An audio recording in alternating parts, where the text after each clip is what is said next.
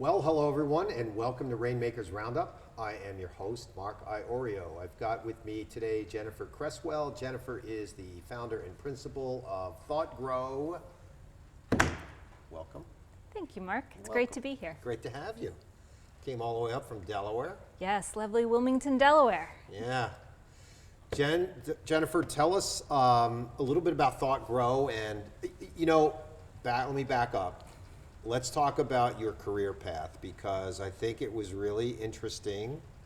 Cornell grad, industrial engineering, or yes. In operations research and industrial engineering. Yes. So talk about this path to Thoughtgro. This was it's a pretty interesting story. Thanks, Mark. Yeah, I call my career path the road less traveled, and it's kind of because I don't think I could have ever imagined where I would end up. And I try not to imagine necessarily where I'm going. Not to say I don't plan, but you need to be open to opportunities. Oh, yeah. So I graduated with an engineering degree, parlayed that into the world of finance and corporate America.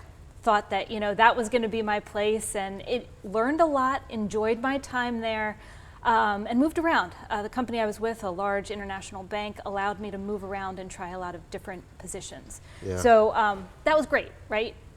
Gave me a lot of ability there to try new things. I decided eventually I wanted to move outside and expand from the world of finance. So enter marketing agency, consulting type company, where I had my own book of business with financial, manufacturing, and professional services clients. And then they said, Jennifer, we want you to run the sales team. And I kind of looked at them like, what?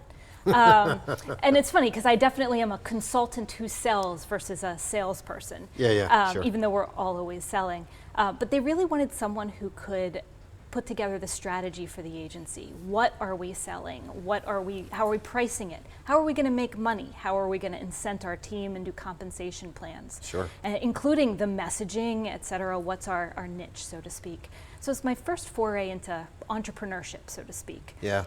So fast forward, my husband and I wanted to start a family, so I thought this is a great time to go even smaller and join, at the time it was a 3-4 person technical marketing agency who serviced engineering firms and scientists. So we basically took their message, because they hate talking to marketing people. Oh, yeah. We were marketing people and engineers, so they liked us. Yeah. And we took their message to the press. And that, I helped grow that company from 3 to 4 key people to 15 to 17. And then we sold it in February of 2020, which was super exciting. Wow. Now, we all know what happened in March of 2020. We won't recover that ground. Yeah, sure. But the new company that purchased us, lovely folks based out of Chicago, and we were kind of now their East Coast arm, handed me a new profitability model and said, Jennifer, just go do. We'll figure everything out. Just keep doing what you're doing. It's working. You're making money. So I did that. Fast forward a year, it was time to integrate the two companies, which was always the plan. Yeah. Also became my project.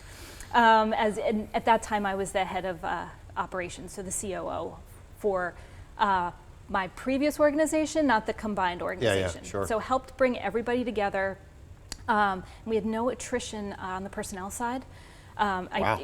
For 2 very different teams, as well as we continued to grow and increase our monthly revenue, recurring revenue. So it was very exciting, and it made me realize, wow, I really loved what I had just done. Yeah. And I can do this for other businesses Oh, and yeah. help them achieve sustained growth models. Yeah. And that was the impetus for me to start Thoughtgro. Wow, that is I only knew a portion of that story. I didn't know the whole thing.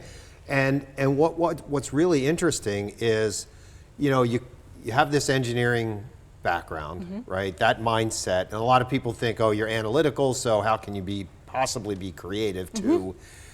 And we all know that that's a gigantic myth. Yes. I mean, because we have 2 hemispheres in our brain, and we think with both sides, not just one. But when you made that transition, when you started to go from like in engineering into marketing, and then marketing into sales, what was that like? What was that process like? I mean, you knew who you were at that moment, but you had to put like a different hat on. And how was that process? How did that work? Absolutely. So I think what a lot of people pigeonhole the typical engineer not communicative, Yep. not very introverted, kind of inwardly focused, and only wants to focus on logic, a linear path, et cetera. Yeah, sure. And while I definitely have a part of me that subscribes to that, I'm a people person. I like to be out there talking with people. And one of the things that I realized early on, and actually especially in college working with other engineers, is that I'm an excellent communicator. And anyone will tell you, if you can't communicate, it doesn't matter how brilliant you are, what you've discovered, what you've invented. If you can't communicate that, no one's going to care. We're going to get into that in a second, because you're 100% right. And I think that's, as you lead into Thoughtgro and where you are in helping organizations, that integration of a merger or an acquisition is a lot more difficult than people give it credit for or think about. And so that's kind of a super duper power. People talk about that superpower thing, but that's really quite a difficult task, and you managed to do that really well. Thank you. But now that you've had Thoughtgro for a couple of years, talk a little bit about the onboarding process and what you've learned in your career path, Yep. right? And how you apply that to a new prospect or a new client. Absolutely, and I think it starts with prospecting, right? I always offer up a free consultation, let's have a conversation, because every prospect that I talk to isn't going to be a right fit, right? Yeah. Personalities, especially when you're working with business owners, personalities make a difference. And I look at myself as an integrator, as their right-hand person, as their COO. That's what I'm coming in to help them with. If we don't gel from a personal standpoint, it's not going to work, even if I have the best strategies and the best solutions. They'll fight against it. Sure. So we really start with a conversation, getting to know them, how they work, what they want to accomplish, and how open they are to different things. Throwing some ideas out there, seeing their reaction. Once we've decided to work together, I really do what I'll call an immersion session. So getting the business owner, sometimes their leadership team, anyone who has really a significant stake in going to drive the business towards their next step. Yeah. And we dig into the business. What are the challenges? What's going well? What's not? What do you have?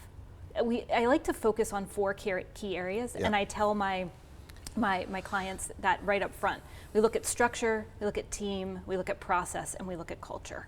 And sometimes one of those really sticks out, and that's where we'll start. Sometimes they're like, we need help everywhere. And it's, okay, well, let's put together a plan, and how are we going to focus? Because they all build on each other, and you need them all to be kind of working seamlessly together in order to create that strong foundation for sustained growth. Yeah. So talk a little bit about each of those 4 pillars, because they're process and team and culture and what was it? Structure. Structure. Yeah.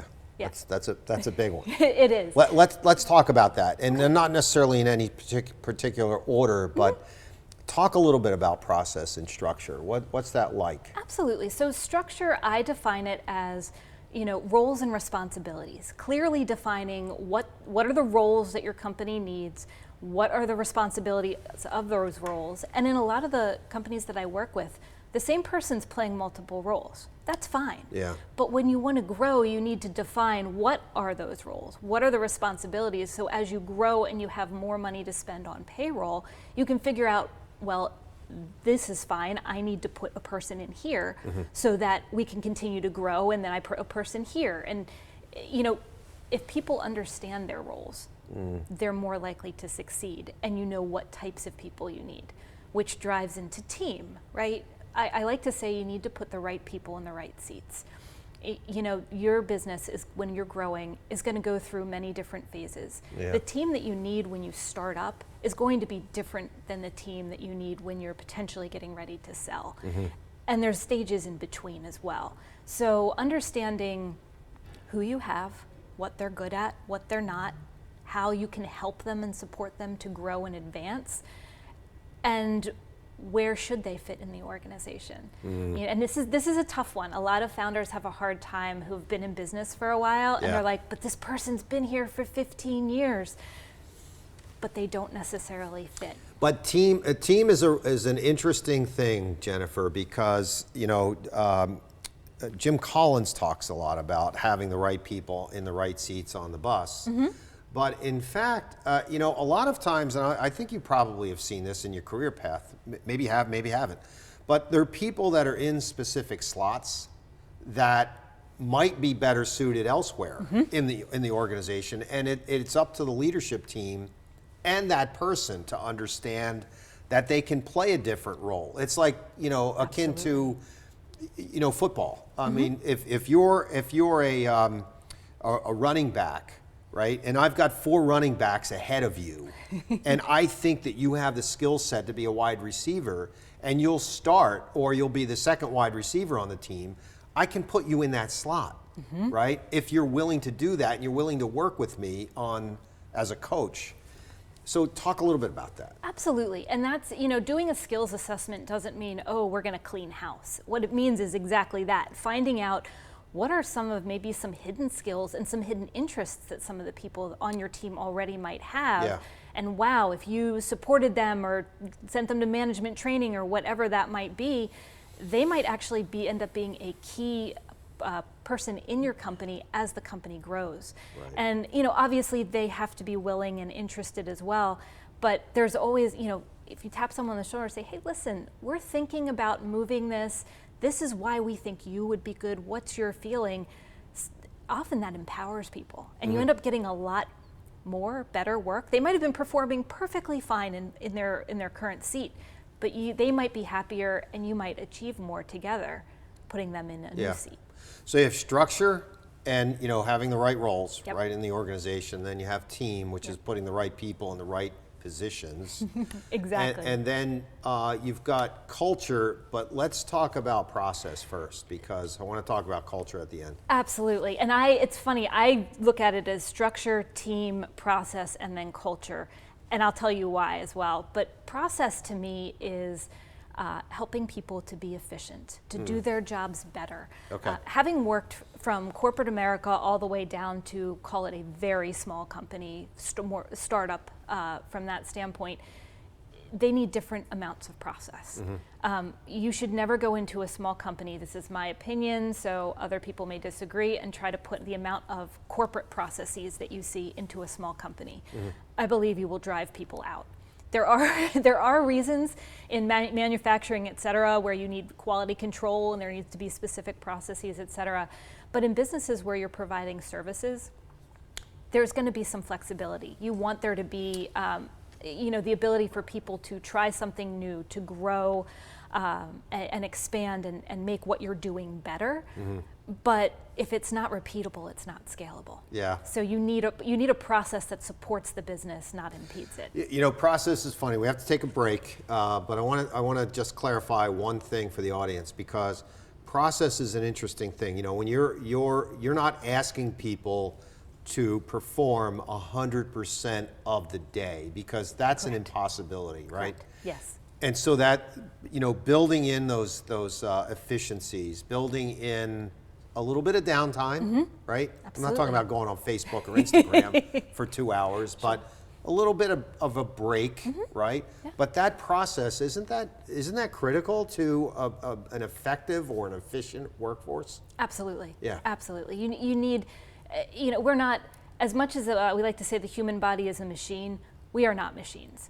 You need that downtime. You need, especially to inspire creativity, no matter how logical or process-oriented you are. Yep. You need that break to make sure that you can focus. They say that you can only really focus maybe for 2 hours, and then you need some sort of break. Stand up, Yep. stretch, whatever that might be. Yeah. Some surgeons may argue that they can focus longer, and we're thankful for that. Yeah, But in the business world, I would say, if you really try to push through and don't take any breaks, you become less and less efficient. So if there's processes that can help you and you're like, I can do X, Y, and Z, and then it goes to the next person, or that's a good breaking point. It also helps when you start implementing technology. You have a process that works, the technology will make it more efficient. Yep. If you don't, the technology could actually make you less efficient. Got it. All right, we're going to take a quick commercial break here.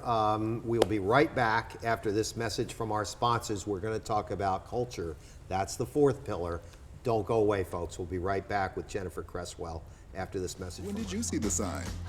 When I needed to create a better visitor experience. Improve our workflow. Attract new customers. That's when Fast Signs recommended Fleet Graphics. Yeah, now business is rolling in. Get started at fastsigns.com.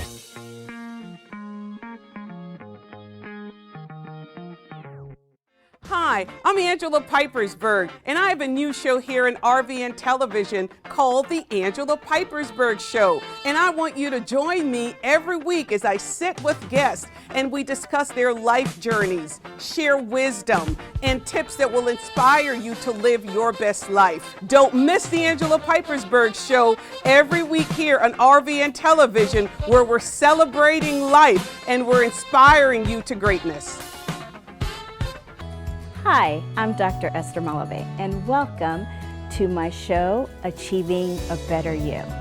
Through this show, we're going to explore ways to make a better version of you.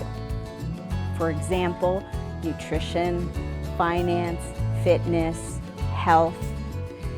Remember that there's always a way of making a better version of yourself, no matter what the circumstances are. And remember to look for Achieving a Better You show on RVN TV.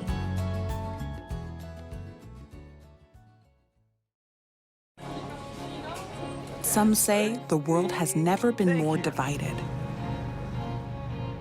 more self-centered, Gosh, thank you so much. more uncaring, Thank you. Oh, miss. Thank you. that we've never been more disconnected. But through our windows, we're able to see so much good every day. And it's clear that a little kindness is never really little. Did you know that only 8% of people who set their goals, they actually succeed in achieving them? Well, if you want to be a part of that 8%, then you need to tune into Achieve with Wanda Martin, where I will teach you tips, tools, and strategies on how to achieve your goals in any field and on any level. So tune in, watch me on the RVN network on how to achieve your goals and be a part of that 8%. Hi, I'm Angela Pipersberg, and I have a new show here in RVN Television.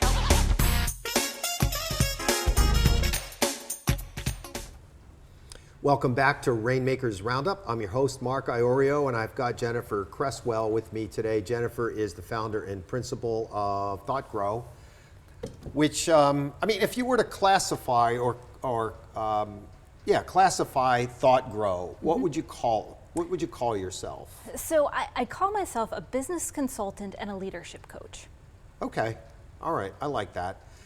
You know, the operational side, so what order again, Jennifer? So process first, or?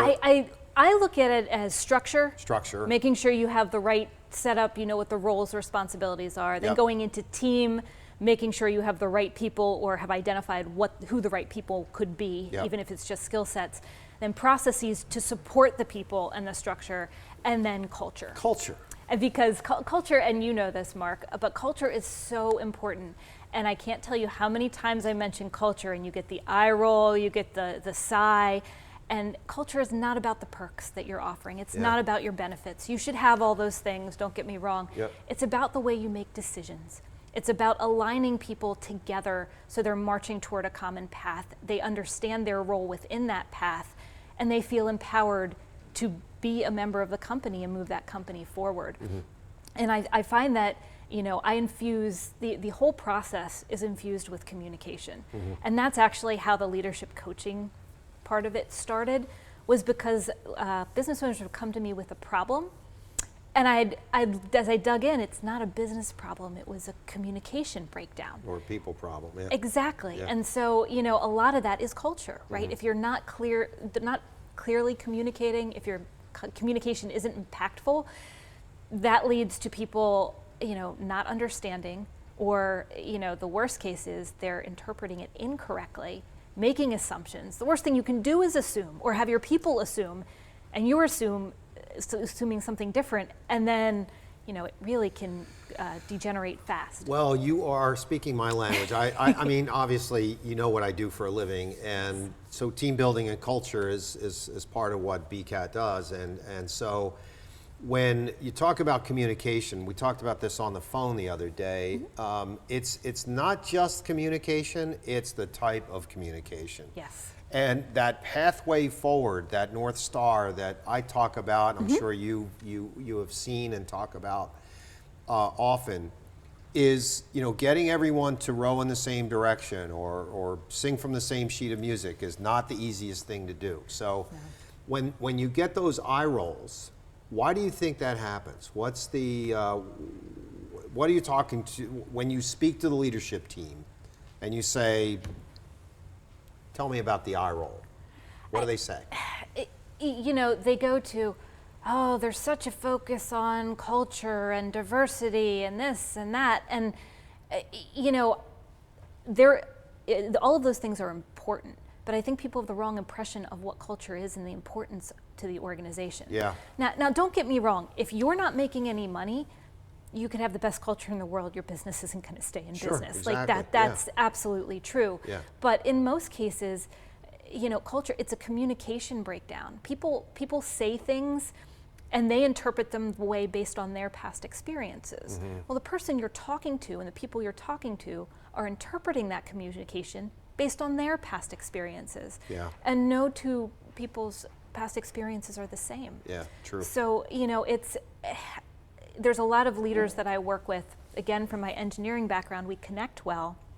They're very straightforward and very direct, and they want to be transparent.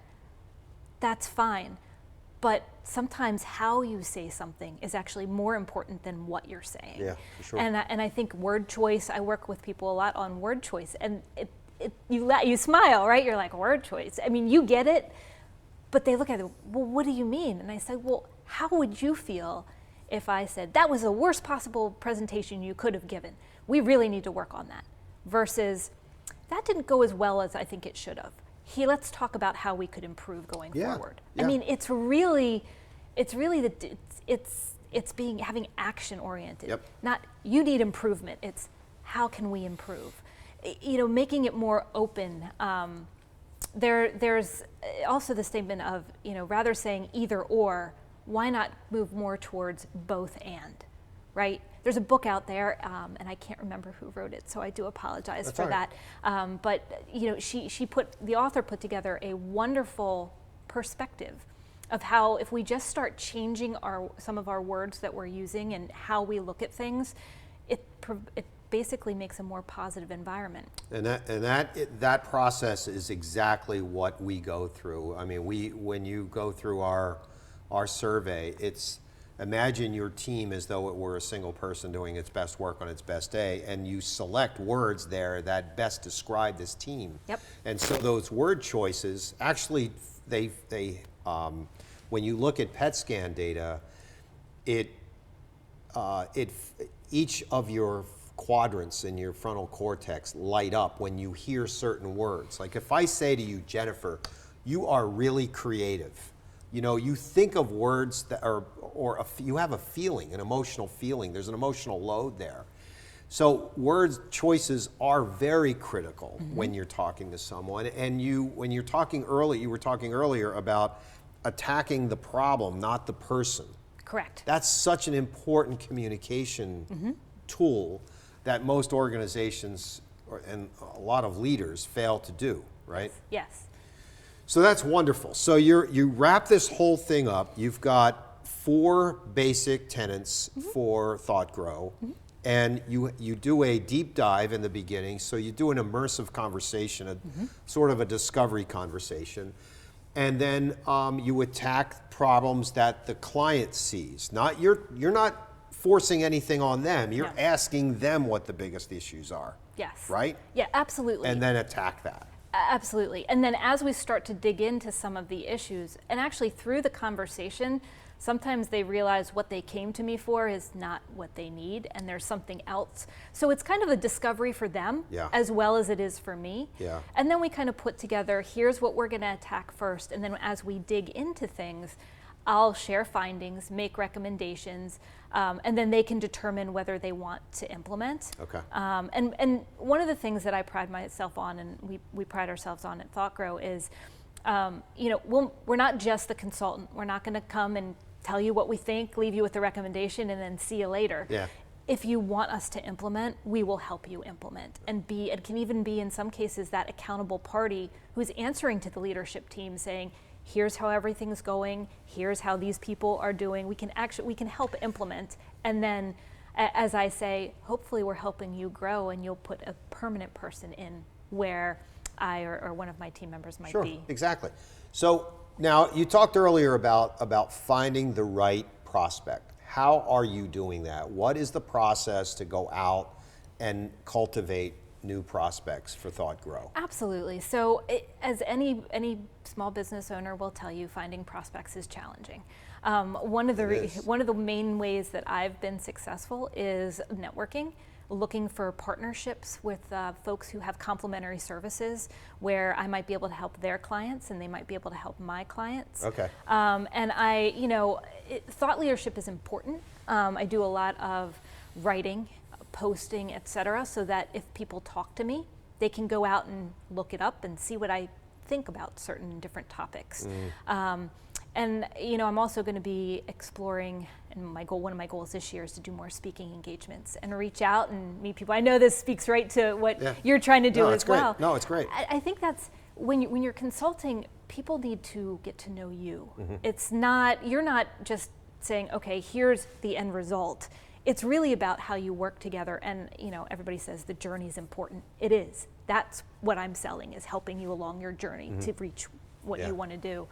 I love emails, but if you're bombarded with so many of them, it's hard to break through some of that noise. I'm really working on personal connections, getting out. I think speaking is really a great way to get the word out there, and we're coming down to the end of this. Unfortunately, I could talk to you all day about this, but you'll have to come back. I would love to. Thank you. Yeah, you'll have to come back. Would you do anything over or change anything if you look at your career and into Thoughtgro? No, I wouldn't. I mean, I honestly can tell you, I never planned or dreamt that I would have my own business and own my own business, and it's the best decision I could have ever made. Good. But I don't think I would have been able to make that decision having not gone through the twists and turns that my career took. And so everybody looks back and says coulda, woulda, shoulda, and I don't. Good. I look at it and I've learned something everywhere. Some experiences more positive than others, but as long as you learn and you're moving forward, you should be thankful for that. Yeah, that's great. Last question. Do you find inspiration from people, books, friends, family, colleagues, whatever? It's a great question. I really look at my family for inspiration, starting with my parents who, as I was growing up, told me I could do anything I wanted to do. Right. Not that can be a little daunting because you're like, oh, I like this, I like this, I like this, lots of choices, which is great. But I find a lot of inspiration now from my daughter, who is 6, and my husband, because I want my daughter to see that you can be a good mom and be involved in the school things and her activities, and also own my own business and make a difference for business owners and other businesses and helping them grow. That's great. And it's great also to have a husband who's like, yes, do this. This is what you should be doing. And so the support that I receive from them inspires me to go out, and then I get further inspired by the companies I help because they're doing well, and I take a lot of pride in that. Yeah. Thank you so much for coming. Thanks, Mark, for having me. This is great, and I would love to come back and talk more with you. Yeah, I'd love to have you back. Awesome. If you can just tell everyone how to get in touch with you, that'd be great. Sure. You can find me, Jennifer Cresswell, on LinkedIn. Please reach out. I'd be happy to connect with you. And you can go to the Thoughtgro website, THOUGHTGRO.com. Thank you. Great, thanks, Jennifer. All right, folks, that is a wrap. That's a great show. Jennifer has a great organization. Look her up on LinkedIn. We will see you next time. Have a wonderful week. We'll talk to you then. Take care.